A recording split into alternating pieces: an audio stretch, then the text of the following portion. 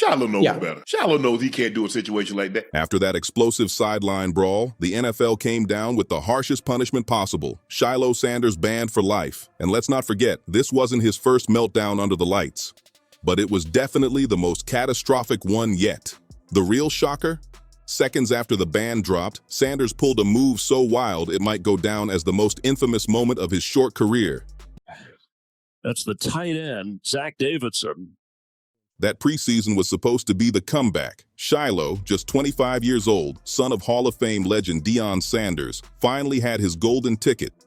After going undrafted and overlooked, the Tampa Bay Buccaneers handed him a chance, a 3-year deal worth $2.5 million, with over $800,000 locked in for year one. It was his shot to build a name beyond his father's shadow. But instead, on August 23, 2025, inside Raymond James Stadium during a low-stakes preseason finale against the Buffalo Bills, his NFL dreams went up in smoke. The Bucs were trailing in the second quarter of what ended as a 23-19 loss when Bills tight end Zach Davidson, towering at 6 feet 7 inches, 251 pounds of straight muscle, zeroed in on Sanders. What should have been a simple block turned into flat-out embarrassment. Davidson kept plowing Sanders downfield even after the whistle, shoving him nearly 15 yards like a rag doll in front of the home crowd. Sometimes your last name can be a blessing and a curse. It's not normal that free agents have breaking news that they're being released. He's an undrafted free agent.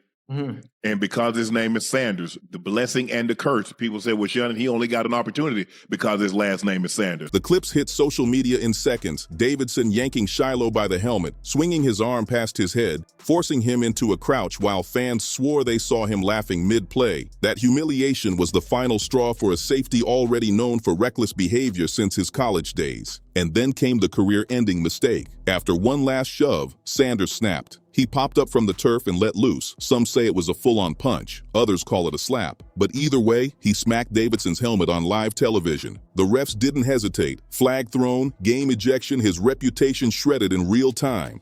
Buccaneers linebacker John Bullock tried to pull him back and calm him down, but it was pointless. The damage was done. To Tampa's defense, to Sanders' dignity, and to his NFL future. And while Shiloh was walking off in disgrace, Davidson didn't just get away clean. He added insult to injury. No penalty, no warning, nothing. And violent. And I said, give me the phone. I'm not playing with you. Give me the phone. So I grabbed his arm, and I don't grab it hard. I just try to stop him because he looks like he's about to walk out of the building. So I put my hand on his arm, and he jerks away like really hard, and he grazes. Replays even caught him hooking his fingers inside Shiloh's face mask seconds before the blow, but the officials looked the other way. Instead, Davidson turned around and mocked Sanders with a too small taunt, hyping up the stadium as the Bucs unraveled. To make it sting worse, that penalty set Buffalo up with 1st and 10 at Tampa's 11-yard line, and on the very next snap, Tyrell Shavers pulled off a highlight reel, one-handed touchdown grab. One meltdown from Sanders had cost the Bucs 7 points, his pride, and his last lifeline in the league. Head coach Todd Bowles didn't mince words afterward. Known for his strict defensive culture and no-nonsense approach, Bowles tore into Sanders during the post-game presser, calling the ejection flat-out inexcusable. That statement slammed the door shut, because Sanders wasn't just fighting for a role, he was clinging to the final safety spot behind stars like Antoine Winfield Jr.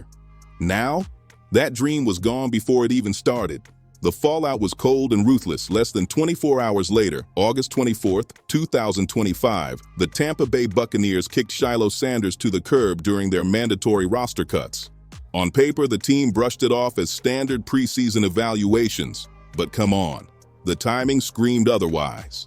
His NFL dream wasn't just slipping, it was buried before it could even breathe. Shiloh is a man of many talents. I don't know if you guys know, he's a man of many talents, and he's going to be straight. All the Sanders are going to be straight, with or without football. You better believe that. And here's the wild twist. Shiloh wasn't riding with rookie agents. He was backed by Drew Rosenhaus and Robert Bailey, two of the most notorious deal makers in the league. Rosenhaus, famous for his next question swagger and his iron grip over NFL front offices, has saved countless careers with nothing but pure hustle. But even with that powerhouse duo fighting in his corner, They couldn't rescue Sanders from getting tossed aside like broken gear. Still, they tried to spin it. His camp pushed out frantic statements, pleading with other teams to grab him off waivers or at least stash him on a practice squad. They leaned hard on the Sanders name, selling his bloodline, his raw athletic tools, and that untapped upside label scouts love to hear. But the harder they pushed, the clearer it got. Shiloh wasn't swimming, he was sinking fast, and no team wanted to dive in after him. The football world wasted no time piling on. Analysts torched him on air, and ex-players dragged him across social feeds, pointing at his underwhelming preseason numbers. Just 4 solo tackles and a single quarterback hit in 3 games. To them, this wasn't one bad punch. It was proof he wasn't special. The punch just gave Tampa the clean excuse to move on without looking back. But not everyone bought that simple story. Some critics zoomed out, arguing this meltdown exposed cracks in the Sanders dynasty itself. The family's style of discipline, their approach to accountability, it's been questioned for years, and Shiloh's implosion poured gasoline on that fire. Detractors called it entitlement, the ugly side of growing up in privilege with fame as a shield. Supporters clapped back, saying he was being targeted because of his last name, that if it were anyone else throwing that slap, the league would have brushed it off and moved on. And once people started pulling back the layers, it became clear. This wasn't just one wild meltdown. This was a pattern, a track record of violence, dysfunction, and family drama that had been shadowing Shiloh Sanders for years. That August 2025 punch wasn't some slip-up in the heat of the moment. It was the latest chapter in a messy saga that started way before the NFL ever looked his way. To really understand how someone born into money, fame, and opportunity could blow it all up so spectacularly, you've got to rewind to one of the darkest turning points in his life. The date? September 17th, 2015. Shiloh was only 15, and the incident still hangs over him today. The setting was Focus Academies, also called AAA Academy, in Dallas, Texas, a private school where his father, Deion Sanders, was both CEO and head football coach. What should have been a small issue over breaking the no-phone rule spiraled into a nightmare that's still tied to Shiloh's name. That day, Shiloh was already sitting in school suspension for disrupting class. Instead of keeping quiet, he was on his phone, reaching out to his mom, Pilar Sanders, in the middle of his parents' nasty divorce, when campus security guard John Derone, a 48-year-old ex-ball player, moved in to take the phone under Deion's orders. Chaos exploded. Witnesses say Shiloh lashed out, and the result was brutal. Derone ended up in an ambulance, suffering a broken neck, spinal injuries, and permanent neurological damage. Doctors fused 5 levels of his spine together. He's been on disability checks ever since, dealing with non-stop treatments, painful complications, and the shadow of more surgeries ahead. All this just for trying to enforce a simple school rule. On Deion's own request, the investigations that followed only added fuel to the fire. Review after review pointed the finger at Shiloh. 4 out of 5 rulings said he was responsible. Then came the bombshell in 2022. A Texas court officially declared, on September 17, 2015, Shiloh Sanders did in fact cause physical harm and injuries to John Derone, and the damages were a foreseeable result of his assault. No spin, no excuses, that's the official record. But instead of owning up, Shiloh and his family dragged the case out for years, ducking accountability with every legal trick in the book. By March 2022, the trial finally hit, and Shiloh didn't even show up. He claimed he never got the notice because of an old address and said he couldn't afford an attorney. By October 2023, he was drowning in fallout and tried to wash it all away by filing Chapter 7 bankruptcy in Colorado. The move shocked everyone. This wasn't a broke nobody. His family had money, and Shiloh himself had NIL deals estimated at $1.1 million. Yet here he was, begging the courts to wipe away debt from the assault case. The filings made things worse. First, he listed assets of $400,000, then changed it down to $320,000. On the sheet, a $75,000 Mercedes and $75,000 worth of jewelry. Critics went crazy, accusing him of hiding money in shell companies and downplaying his NIL cash to slide out clean. Derone's lawyer came back swinging, insisting the debt was from a willful and malicious injury, meaning by law, it couldn't just disappear in bankruptcy. Then came reports that Shiloh was still spending big, flexing while claiming he was broke. It painted him as reckless, entitled, and desperate all at once. And don't think that was just old history. On the field, Shiloh kept stacking up a reputation that haunted him. At Colorado, he was branded as a dirty hitter, piling up late shots that made rivals furious. The breaking point came October 12, 2024 against Kansas State. Fresh off a broken forearm comeback, Shiloh had a chance at redemption, but instead delivered disaster. He blew coverages, missed tackles, and looked so lost that even his own father, Coach Shiloh Sanders, called him out as horrible and rusty. But what really set fans off was yet another late, dangerous hit, this time on running back DJ Giddens. Viewers swore it could have ended the man's career. By then, Shiloh wasn't just struggling, he was branded reckless for life. And the chaos didn't end when the clock ran out. Off the field, Shiloh's mouth was just as dangerous as his hits.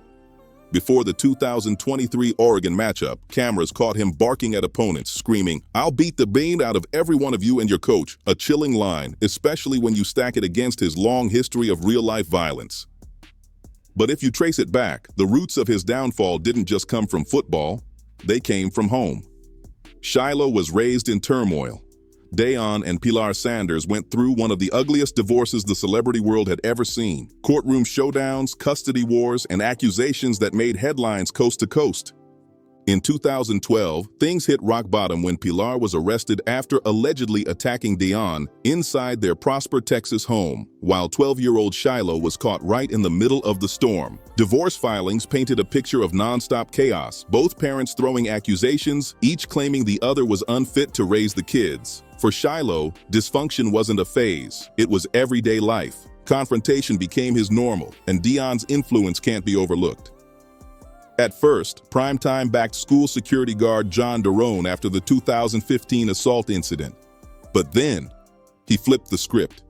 Shiloh called Derone a grifter and even leaked a chopped-up video to TMZ to paint Shiloh as the victim. That type of cover-up, no matter how slick, sent the message to Shiloh loud and clear. Rules don't apply when your last name is Sanders. The ghost of that moment never left. Derone was left paralyzed financially and physically, clinging to an $11.89 million judgment against Shiloh. In interviews, he admitted he wanted Shiloh to shine in the NFL, not out of forgiveness, but because the bigger Shiloh's paycheck, the better chance of actually collecting that money. Imagine that. Your victim praying for your success while you're out there torching your own future. On the field, the same cracks kept showing. Teammates and coaches whispered about his reckless late hits, his sideline temper, and his complete lack of composure under pressure. Those whispers turned into warnings by draft season. And when the draft came, the verdict was clear. No one was willing to gamble. Even with his last name, even with his athletic bloodline, Shiloh went undrafted. That wasn't bad luck. It was the league making a statement, "We don't trust you." And the family reaction? It didn't calm anything down. Instead of tackling the source of his anger, the Sanders camp doubled down, spinning excuses, pointing fingers, and pushing the narrative that Shiloh was a victim of bias. To outsiders, it didn't look like protection, it looked like enabling. It was a cycle that set the stage for the NFL implosion we all saw years later. But to really understand why that August 2025 punch became the final straw, you've got to rewind to the very beginning, the golden setup he was born into. Shiloh Sanders wasn't just another kid chasing the league. Born February 9, 2000, he entered one of the most legendary bloodlines in sports history.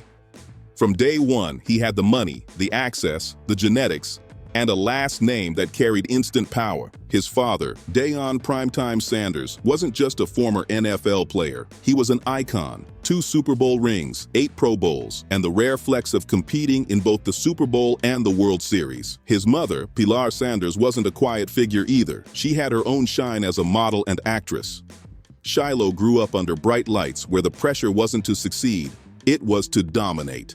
And worse than the weak stat line were the old demons creeping right back in, the temper, the reckless hits, the zero discipline. It all blew up on October 12, 2024, against Kansas State. That game was supposed to be his big redemption moment, his comeback from a broken forearm injury. Instead, it turned into one of the ugliest chapters of his entire college career.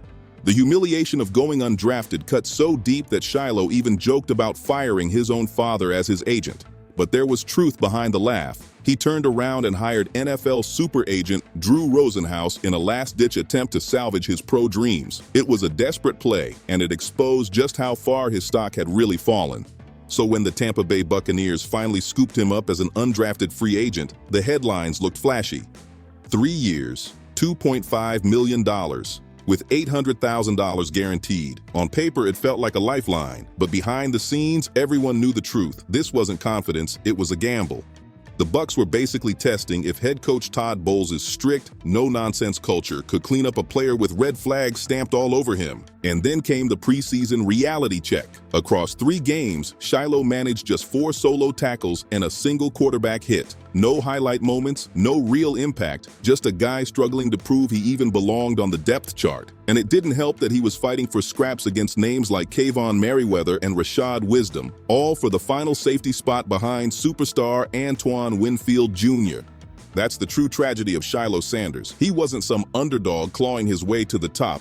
He was born into privilege, connections, and opportunity that most players would kill for. Yet over and over, he managed to sabotage himself, burning every bridge before he ever had the chance to cross it.